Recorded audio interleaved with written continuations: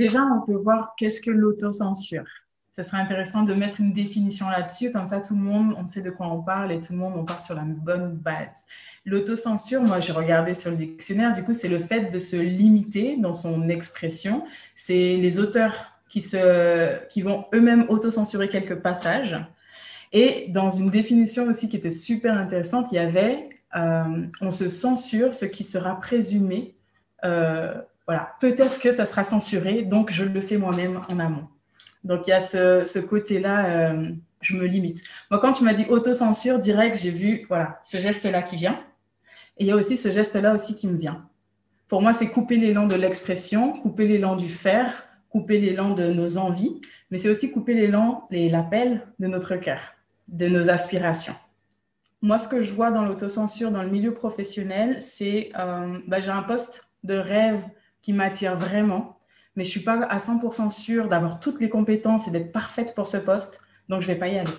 Deuxième chose que je vois, c'est, OK, ça fait longtemps que je suis dans cette boîte, je m'investis à fond, je mérite quand même une augmentation, mais voilà, j'ose pas forcément aller la demander parce que j'ai peur que justement on me l'accorde pas, qu'on me critique, qu'on pense que je suis trop gourmande, trop ambitieuse. Donc je vais pas oser demander cette augmentation.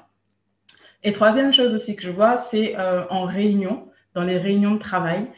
Voilà, c'est des fois un gros challenge de pouvoir imposer son point de vue, de pouvoir partager ses idées. Surtout, voilà, pour nous les femmes aussi, c'est quand même un sacré challenge. Et aujourd'hui, on peut même parler des réseaux sociaux. Oser se montrer dans son entreprise, oser parler de nos offres, oser parler de notre message, oser parler à nos clients potentiels, c'est un sacré challenge et on a tendance à un petit peu se cacher. Donc, voilà un petit peu les endroits où je vois qu'il y a de l'autocensure, déjà de mes clientes, des recherches que j'ai pu faire, etc. C'est à ce niveau-là. Pourquoi, du coup, on est amené à s'auto-censurer comme ça, ou on conditionné, je dirais forcément, il y a l'éducation qui arrive. L'éducation, petite, surtout nous les femmes, petite, on nous a dit, sois gentil. On a intégré des injonctions comme ça. Sois gentil, fais plaisir, s'il te plaît, prends pas trop d'espace, ou alors tu parles trop, tais-toi. Enfin voilà, on a un petit peu encodé, reste bien à ta place et ta petite place, tu vois. Et du coup, ce côté expansion, on ne se l'autorise pas, on ne se l'autorise plus. Alors, c'est pas mal, je ne veux pas blâmer ceux qui nous ont donné cette éducation. Ils avaient une intention positive, parce que pour s'intégrer dans une société, il faut certains codes, et c'est OK. C'est juste qu'on a gardé ces codes. Sauf qu'on a évolué, la société évolue, nous, on grandit. Donc là, il est temps de craquer ces codes. Il y a une chose aussi qui ne nous permet pas de dépasser cette autocensure, c'est ce côté où on va prendre les choses de manière personnelle. Tu vois, un refus, ça va nous toucher au plus profond de notre être parce qu'on est sensible, c'est comme ça. Et ce n'est pas un défaut. Pour moi, c'est vraiment une grande qualité. Juste, il faut savoir le doser, il faut savoir l'utiliser à bon escient. Mais du coup, on va prendre les refus de manière personnelle et ça va nous impacter dans la valeur qu'on se donne à nous-mêmes.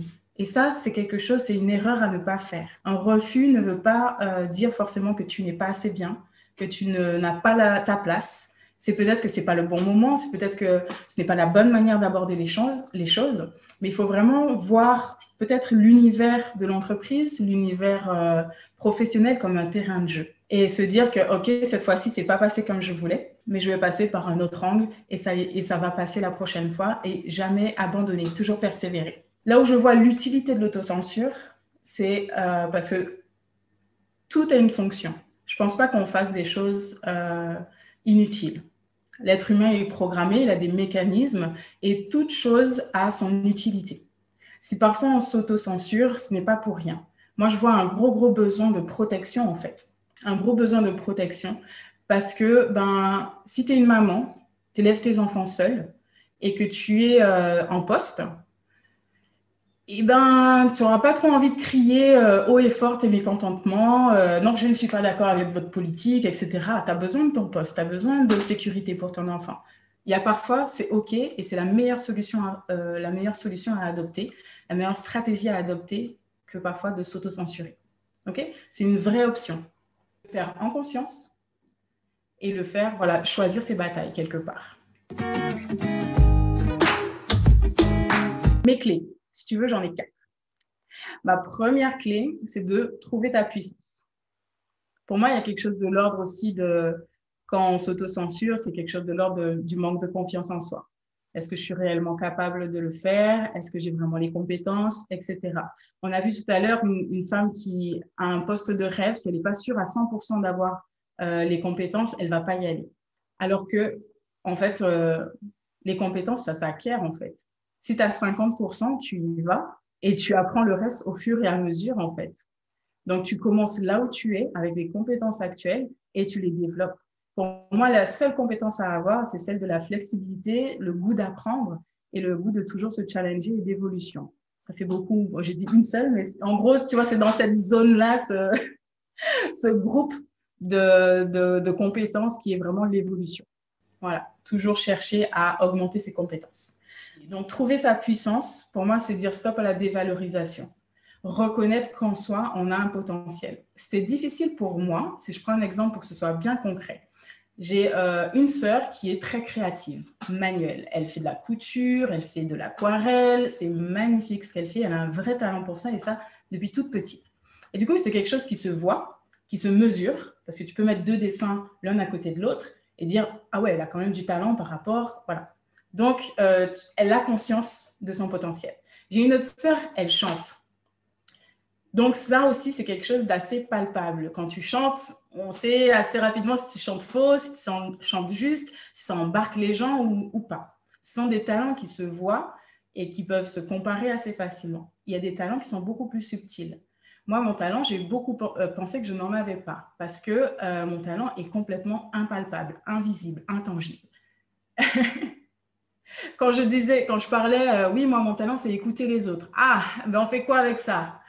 Ouais, super, va falloir creuser un petit peu, va falloir affiner un petit peu, ok? Et maintenant, avec ce talent, j'ai conscience de la puissance de ce talent parce que je vois les résultats. Je vois que je peux arriver à aider les gens à transformer leur vie professionnelle, pour plus de sens, pour une vie pro plus alignée avec qui elles sont. Et ça, je le fais grâce à cette écoute, grâce à ce questionnement. Et finalement, c'est ce talent de coach qui est là, présent. Donc, peut-être que la personne a des talents de cet ordre-là, plus de l'invisible, plus de l'impalpable, qui est difficilement mesurable. Et donc, on a l'impression que ce n'est pas un talent. On a l'impression que ce n'est pas légitime. On a l'impression que ce n'est pas si bien que ça, finalement. Mais en fait, non, stop. On arrête la dévalorisation et on reprend sa puissance et on valorise toute l'expertise qu'on peut avoir, que ce soit du savoir-être, du savoir-faire. Voilà. Valoriser notre expertise, c'est fondamental.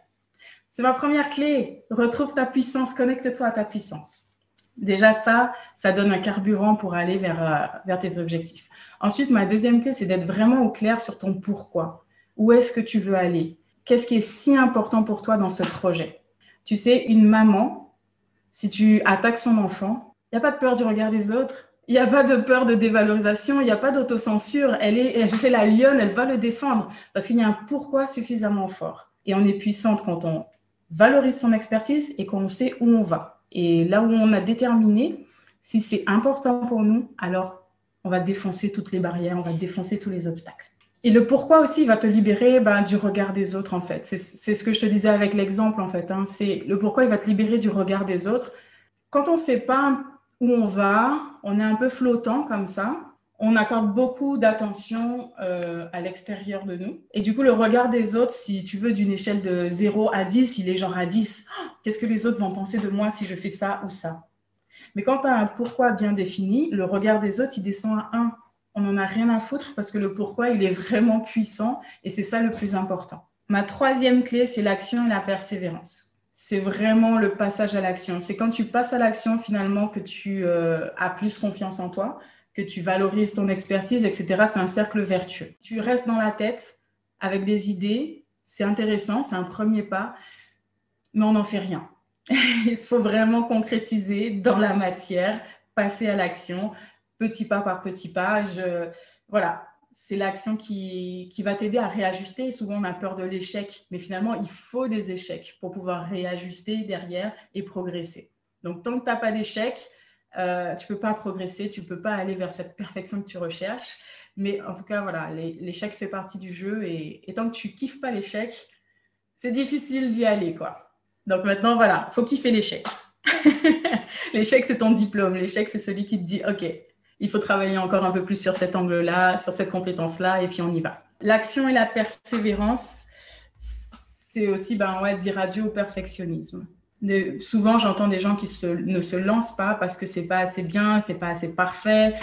Quand je maîtriserai parfaitement telle compétence, alors je pourrais me lancer. Non, tu te lanceras jamais si tu réfléchis comme ça. Vraiment, c'est essai-erreur, et on progresse au fur et à mesure. Et persévérance, parce que parfois, un petit coup de magie, ça peut arriver, tu passes à l'action, bim, tu as des résultats. Mais la plupart du temps, non. La plupart du temps, il faut passer à l'action, ok, il ne se passe rien, continuer, ok, il ne se passe rien, et on continue jusqu'à ce que... voilà.